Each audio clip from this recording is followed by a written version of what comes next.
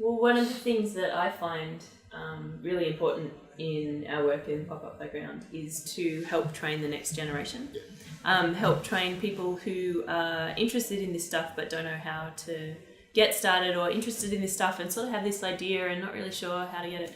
And I think because one of the things that that's important for is so that when we stop doing Pop-Up Playground, that it just doesn't die out and people sit around going, remember that crazy thing Robin Zare used to do? That's and that fosters the community and grows the form, grows the art form as itself. So that's one of the things that I'm really passionate about for Pop-Up Playground.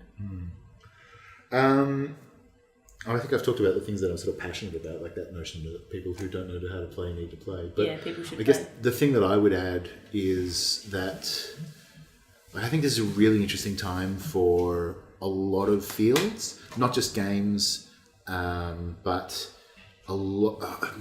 We have gotten a lot of work from a range of different institutions, from the MSO to the state library to the state government to all that sort of stuff. The Melbourne Football Club. The Melbourne Football Club. And it's because I think that entertainment is changing. Like what we want from our entertainment is changing. Has been for a while now, but is very much in the last 5 to 10 years started to shift away from that broadcast model and towards a participatory model where people are more engaged and actually involved in their entertainment. And I think there's a lot of reasons for that, but I think computer games and your phone, social media, and suddenly being really visibly the center of your own world, which sounds very, very selfish, but I don't mean it like that.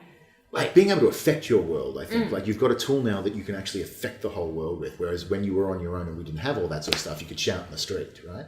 Spray paint a wall, that kind of thing. Yeah, but that's fairly local. Yeah, that's what I'm saying. Right. And I think it's not just, it's easy to say that it's social media, and I think that's the most obvious outcropping of this stuff. But before that, the ability to be able, Amazon and stuff like that, the ability to be able to just go buy any book you like if you can find it online, and then have it tell you other books you want.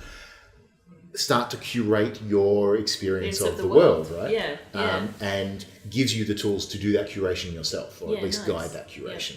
Yeah. And even before that, cable television did that. So before cable in the 80s, there were only 3 networks, right? There was ABC, CBS, and NBC, American cable television. I was going to say, I grew up in Canberra. There were 2 channels. Yeah, well, I'm talking about the world, not just Australia.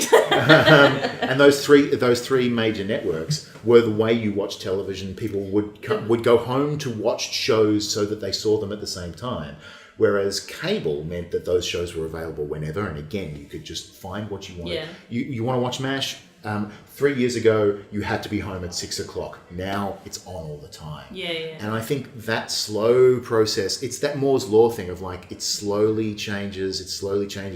And I feel like we've reached that point of the curve on Moore's Law where in the last sort of 3 to 5 years, that sense of empowerment and that sense of agency in your entertainment has just rocketed up, right?